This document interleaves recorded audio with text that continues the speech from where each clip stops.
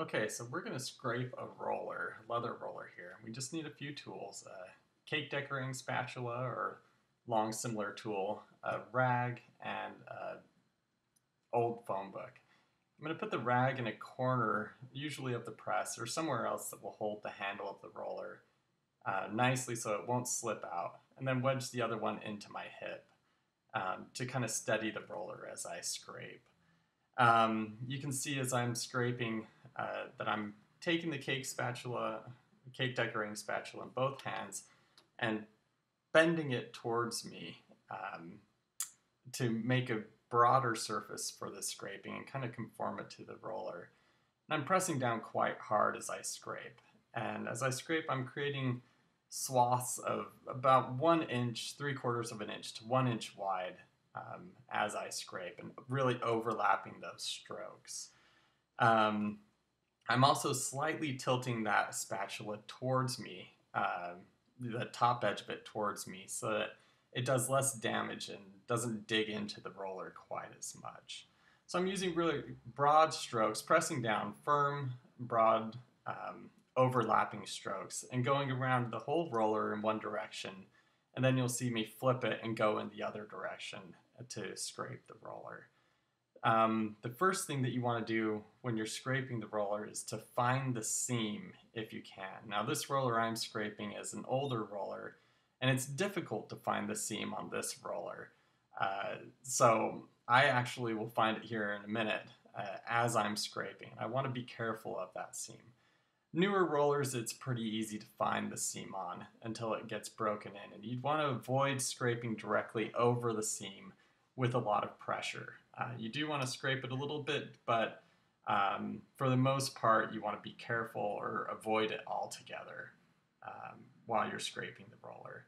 And as I'm scraping, I'm depositing that ink at the end of the roller, and when that gets to be too much, I take it and deposit it onto the phone book to get rid of it.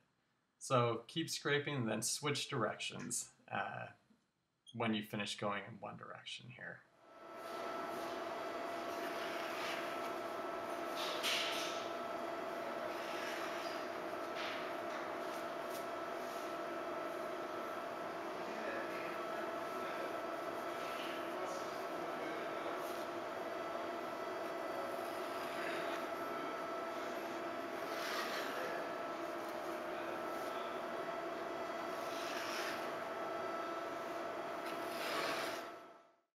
Now I turned up the volume so that you could hear the sound as I'm scraping. It does have a very distinct sound, and you should be hearing that as you scrape, or you're not using enough pressure probably.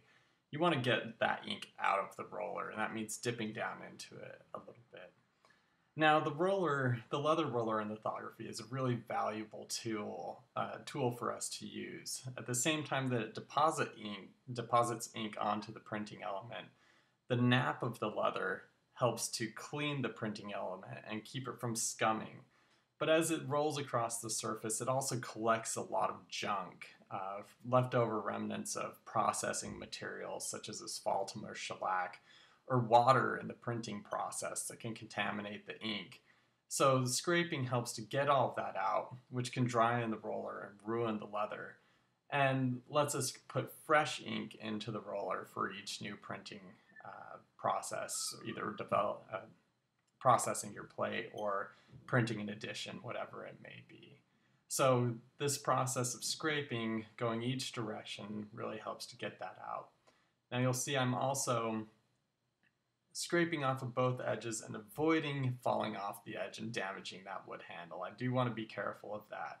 So be careful as you go across the surface and don't damage the other roller or drop it, which can kill the roller.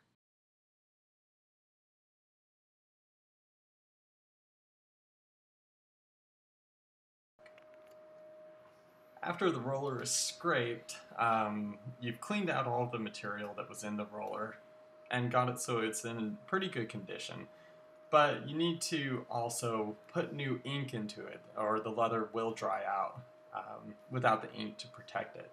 So we're going to put in new uncontaminated ink here. So I'm going to work up a small slab, a small bit of shop mix black, and then roll out a new slab of ink. If you have an old slab that you used for additioning or for processing, you'll want to scrape that up and put down new ink for this so that it's not contaminated with all the things you just removed from the roller by scraping.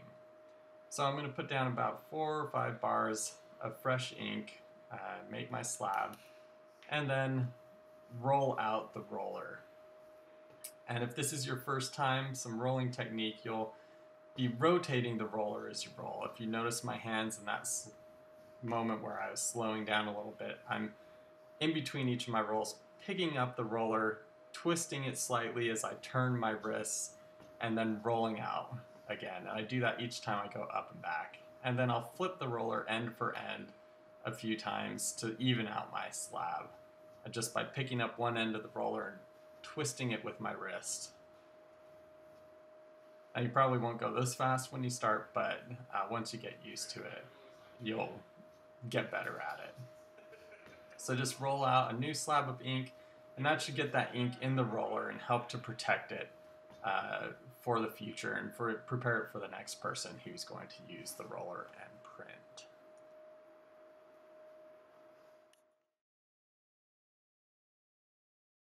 Okay, if this is your first time rolling out a slab also, you need to clean that slab up. And the easiest way to do this is by doing most of it physically. So I'm going to take a 1-inch razor ink scraper and just scrape up most of the ink off of my slab and deposit that onto a foam book. So that will do the majority of the work for you here. And then I'm going to take the ink that I worked up, and if it's still clean, I can put it back in the can. If it's at all contaminated, I should just get rid of it or put it in tinfoil and save it for future use, whichever works. You can certainly save it in color inks. I always save. And then I'm just going to get some mineral spirits and a used rag at this point. I don't need a clean one.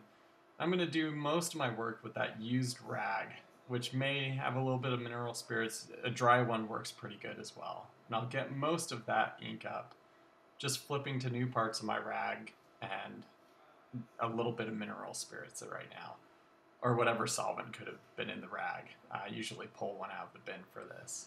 Once I have most of that ink up off the slab, I'll get a new rag, put a little bit more mineral spirits on it, and use that to clean the glass perfectly at this point.